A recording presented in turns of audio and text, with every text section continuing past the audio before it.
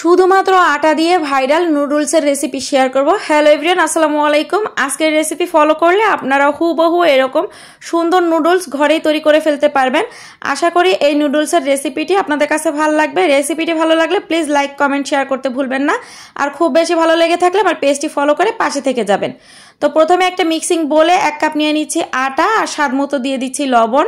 এবারে পরিমাণ মতো পানি দিয়ে একটা গোলা তৈরি করে নিব। এখানে আমি 1 কাপ পানি নিয়েছি, তবে একবারে না দিয়ে অল্প অল্প দিব আর একটা গোলা তৈরি করে নিব। একটা হ্যান্ড উইক্স দিয়ে খুব ভালো করে মিশিয়ে নিচ্ছি।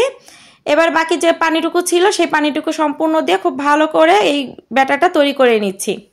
আপনারা চাইলে এই রেসিপিটা কিন্তু ময়দা দিয়েও করতে পারবেন। তো এ তো মিক্সড করা হয়ে গিয়েছে। এবার একটা স্ট্রেনার দিয়ে এই ব্যাটারটা আমি একটু ছেঁকে নিচ্ছি, তাতে করে স্মুথ একটা ব্যাটার পাওয়া যাবে। তো প্রথমে স্ট্রেনার উপর নিয়ে নিলাম, এবার একটা স্প্যাচুলা দিয়ে এভাবে এই ব্যাটারটা একটু ছেঁকে নিচ্ছি।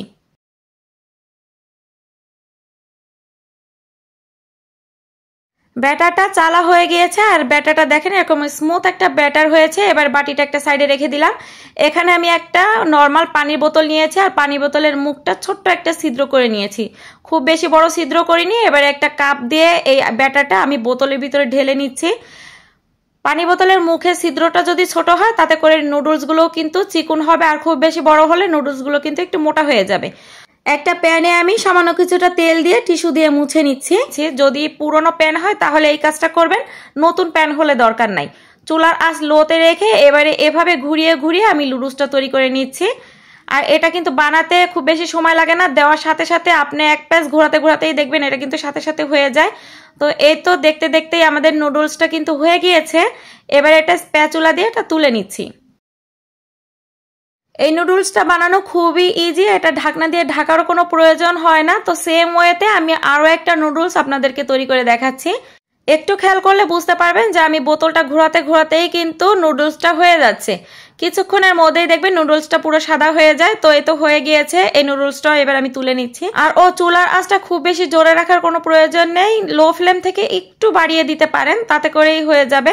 তো এই তো দেখেন সবগুলো নুডলস আমার বানানো হয়ে গিয়েছে আর এটা কতটা ঝরঝরে আর পারফেক্ট হয়েছে। একটা নুডলসের গায়েও কিন্তু একটা লেগে যায়নি। তো নুডলসগুলো আমি রাত্রে বানাইছিলাম, এজন্য সামান্য কিছুটা তেল দিয়ে দিলাম। তেল দিয়ে মেখে এটা আমি এভাবেই রেখে দিব। সকালবেলা আমার বাচ্চারা স্কুলে যাওয়ার সময় এটা আমি টিফিনে দিব। তো এখন আর বানাবো না, এজন্য একটু তেল মেখে নিলাম। আপনারা চাইলে এটা স্টোর করে রাখতে পারেন নর্মাল ফ্রিজে বেশ কিছু দিনের জন্য। এভাবে একটু তেল মেখে বক্সে রেখে দিবেন। তো এই তো পরের দিন সকালবেলা একটা প্যানে আমি কিছুটা তেল নিয়ে নিলাম। এখানে আমি মাঝারি সাইজের 2টা পেঁয়াজ আর 2টা কাঁচামরিচ কুচি দিয়ে দিয়েছি। এবারে স্বাদ মতো দিয়ে দিচ্ছি এখানে লবণ। এবারে কাঁচা ঝাল আর পেঁয়াজটা খুব ভালো করে একটু ভেজে নিচ্ছি। যেহেতু আমার বাচ্চা খাবে এজন্য আমি ঝালের পরিমাণটা কম দিয়েছি। আপনারা কেমন ঝালটা পছন্দ করেন সেটা বুঝে শুনে অ্যাড করবেন। এখানে আপনারা চাইলে আপনাদের পছন্দ মতো যে কোনো ধরনের ভেজিটেবল অথবা চিকেনও ব্যবহার করতে পারেন। তো যেহেতু সকাল আমার হাতের নাগালে এগুলো ছিল না, এজন্য আমি খুব বেশি একটা কিছু ব্যবহার করি নাই। জাস্ট কিছুটা মটরশুঁটি এখানে দিয়ে দিলাম, একটুখানি ভেজে নিয়েছি। এবার একটা ডিম এখানে দিয়ে দিচ্ছি। একটা ডিম দিয়ে এবারে খুব ভালো করে এই ডিমটা নেড়ে চেড়ে ফেটিয়ে নিচ্ছি। খুব ভালো করে নেড়ে চেড়ে এটা ঝুরঝুরা করে নিব একেবারে। এই তো এরকম ঝুরঝুরা করে নিয়েছি। এবারে আগে থেকে বানিয়ে রাখা সেই নুডলসগুলো দিয়ে দিলাম। আর আপনারা দেখতেই পাচ্ছেন নুডলসগুলো কিন্তু আমি রাত্রে বানিয়েছিলাম, এখনও এরকম ঝরঝরে আছে। তো এখানে আমি 1 চা চামচ দিয়ে দিয়েছি সয়া সস আর একটা ম্যাগি মশলার প্যাকেট সম্পূর্ণ দিয়ে দিয়েছি। এবারে নেড়ে চেড়ে খুব ভালো করে মিশিয়ে নিচ্ছি। এই তো নুডলসটা রান্না করা হয়ে গিয়েছে। এবারে আমি একটা বাটিতে এই নুডলসগুলো তুলে নিচ্ছি। আর এই নুডলসটা খেতে কিন্তু ভীষণ মজার। আমি আর কি বলবো, আপনারা বাসাতে একবার তৈরি করে আমাকে কমেন্ট সেকশনে জানাতে পারেন। তো নুডলস বানানোর পরে উপর থেকে আমি এভাবে সস দিয়ে দিই আর এভাবে খেতে কিন্তু ভীষণ মজা লাগে। আমার আজকের রেসিপিটি আপনারা কে কোন এলাকা থেকে দেখতেছেন কমেন্ট করে জানাতে পারেন, যাতে আমি আপনাদেরকে পরবর্তীতে ধন্যবাদ জানাতে পারি। রেসিপিটি ভালো লাগলে প্লিজ একটি লাইক দিয়ে রেসিপিটি শেয়ার করে দিবেন।